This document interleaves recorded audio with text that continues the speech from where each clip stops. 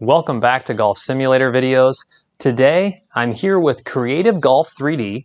I have it hooked up to my FlightScope Mevo Plus, and I'm going to show you a special feature that we really didn't dig into in the past video of Creative Golf 3D. I showed you guys some of the games and different software packages that they have. We did some on-course play. Be sure to check those other videos out there in the channel, and as always, please subscribe and like. I appreciate it. It helps me, and we have a lot more content to come. So today's video is with the club fitting software that's available inside Creative Golf 3D. I want to show you guys how easy it is to use. Even though myself, I'm not a PGA professional, I can actually go in here and take two different clubs and do a comparison very easily, and I want to show you how to do that today. So without further ado, I'm going to go ahead and dive into the software. I'll show you how to fire it up, and I have two different clubs, both the Callaway Apex and the Callaway Rogue, both in a 9-iron that we're going to compare today. The Rogue was my old game improvement iron that I used to play, and now I have the Apex, which I really like. Main reason for switching to the Apex was I definitely have more feel, and I'm able to control distance. The Rogue definitely was giving me a little sweet spot and carrying too far, and I feel like the Apex is much more controllable. So let's show you the difference by using the club fitting option inside of Creative Golf 3D. So I'm on the main menu. I'm going to go to Practice, and I'm going to go to Club Fitting, and it sets you up at the Range Academy. You could use another one, but I really like this. I'm just going to choose 150 yards because that's my 9-iron average. It should be perfect. Flag display, sure. All this is pretty much set up. You could go into course conditions, and you could select the green hardness, green speeds, breezy, sunny. Look at you put cloudy. You can do all kinds of different things. We'll do cloudy. Why not? So there we go. And then now we can just go to OK. I'm not going to put in a player name today, but let's say that you were a coach or you wanted to put different people's names in. You can do that, and you can save them or print them later, which is fantastic. And then we are going to actually add our own club name. So you could pick a standard club if you wanted to, but we're actually going to go in here and we're going to type in Callaway Apex 9-iron. So that's the first club we're going to do, and let's go ahead and just leave it red. And so it takes you to the range, and you have several options. You have a 3D option, and then you have a 2D option that kind of shows you the apex of the shot. It shows you the dispersion with a overhead view, and then you also have club statistics. I'm going to go over all that, but we're going to use the 3D view to start off, and we're going to start off with the apex, which we already have in there. You can bring up your map if you'd like. Pretty much shows everything straightforward. It looks like it's 5 inches downhill. All right, I can hit the red X to get out of there, and now I am ready to go. So let's go ahead and get our ball here. I'll go over the details real quick. With the FlightScope Mevo Plus setup, it is 7 feet behind the ball, 10 feet ball to screen. I am playing with the metallic dot, so it accurately reads the spin. You definitely need that for higher spin. It does work without it. I always recommend using a quality ball, and without further ado, let's just hit a couple 9-irons with the Apex. I'm going to try to hit these nice and crisp and keep all my swings the same between both clubs.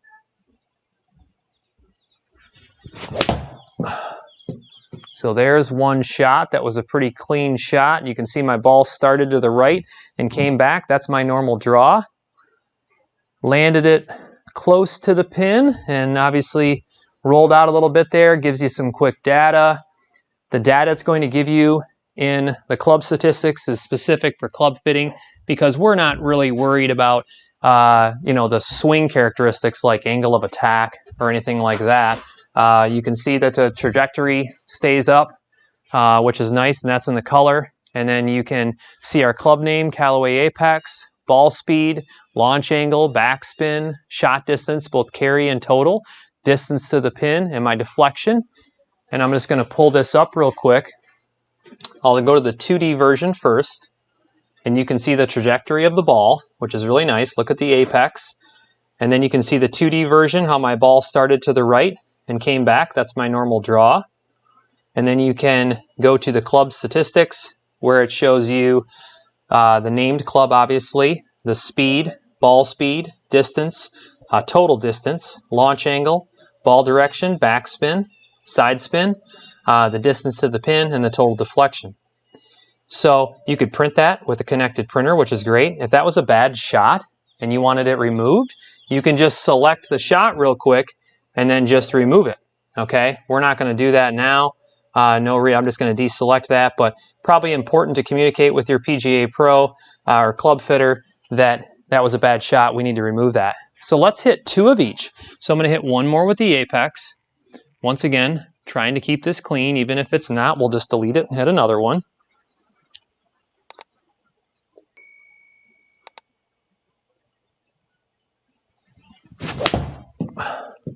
Definitely started that one a little further to the left, and look at that. I'm going to draw it pretty far left. All right. I think we should delete that and hit one more because I generally start my ball a little to the right. So let's remove that shot and hit one more. Okay. So club statistics. And we can just delete this one because I want to try to at least show you guys 2 shots that are very similar on each club, and so you can look at the averages, which is what I really like. So let's try to hit one more clean one here.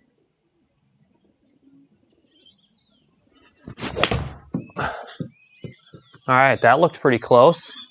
Looks like a lower apex. I definitely hit that just a tad thin, but it's going to give us a good comparison still. Let's make sure the data's not too far off. It was just a tad thin. Looks like the launch angle was much less on that one. So just for comparison reasons, I'm just going to leave it. I think that that's enough, to gauge. And then now we can look at the Rogue.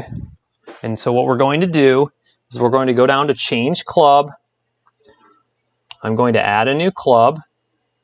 And I can always delete that shot after if we want to compare that a little closer. But let's just start by saying Callaway Rogue 9-iron. Okay. We'll make it a different color. We'll use yellow. And so now we can hit 2 shots with the Rogue. And these were fit for me several years ago. Haven't hit this club in a while.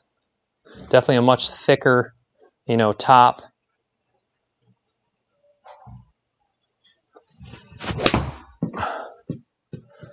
That one was real close to that first shot with the other apex. So we might even add one more shot on that apex just because, man, you can really see how close my ball flights are.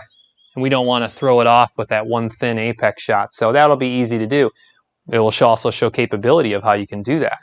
So that was a nice clean shot. I'm seeing a difference in launch angle already.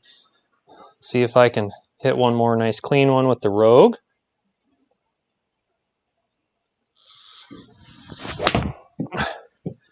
You can turn those sounds off.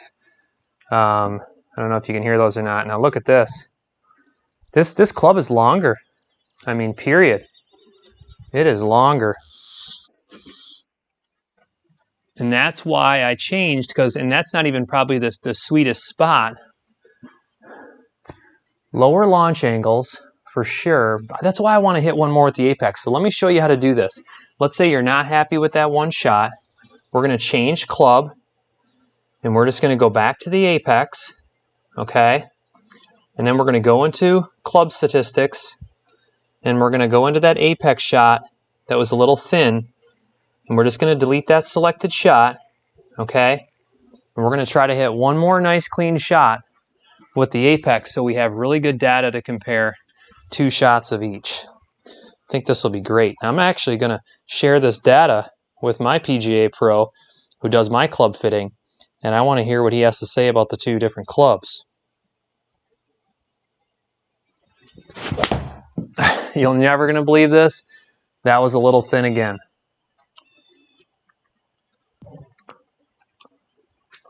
So we can delete that real quick if it's off. Not a big deal. But I could just feel that was thin. I don't think it's quite fair to leave that if we're going to do a true gauge. Yeah, 21 degrees. So let's just remove that. You guys get to see a lot here. So let's go back into club statistics. Take that fourth shot. I like how it names the shots, or numbers the shots, I should say, even though we're doing the clubs out of order. All right, let me focus here, and let me try to get one more nice, clean shot with the apex that's not thin.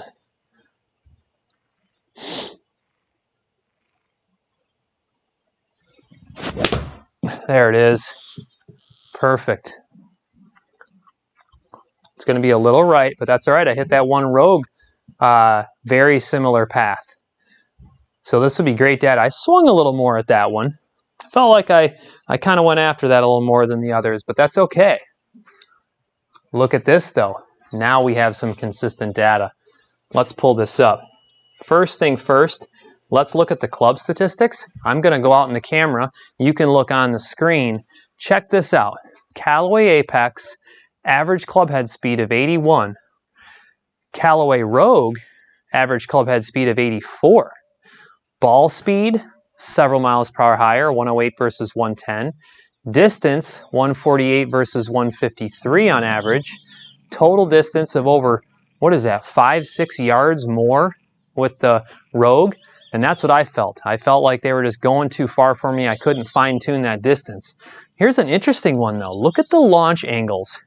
Launch angle super consistent on the Apex, 24.4 for both shots, but 22.4 and 21.3 at giving an average of 21.9, over 2 degrees less, 2.5 degrees less on the Rogue. Very interesting. I'm going to have to discuss that with my pro and see what he thinks about that. Spin, a few hundred miles per hour less, or a few hundred RPMs less for backspin, and then side spin, a little less on the Rogue.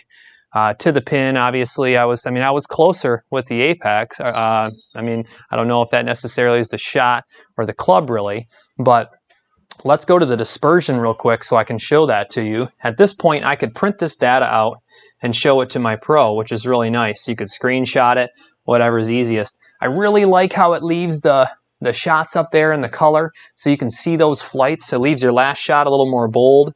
And then if you pull this up here, okay, this shows you each shot, and it gives you the club name, shows you the apex, shows you the flight from a side view, which is real nice, and then it shows you that overhead view for dispersion, and I can click that icon in the upper right, and check this out. It shows me with the apex, the dispersion 1 and 4, and then for the Rogue 2 and 3.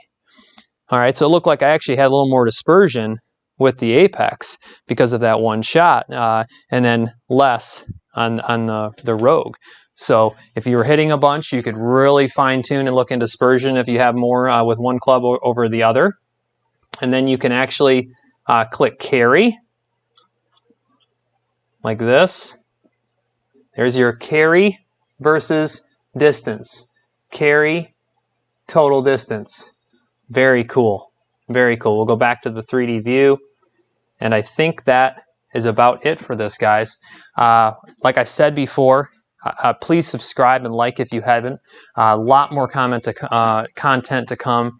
And please comment below what you'd like to see. Let me know what you'd like to see with not only what I have, but what I can get my hands on. Be more than happy to show it to you. Today was Creative Golf 3D using the FlightScope Mevo Plus and the Creative Golf 3D club fitting software. So really like to know what you think about that. So comment below and tell me your thoughts. And I just appreciate you watching, and we'll talk to you soon. Thanks.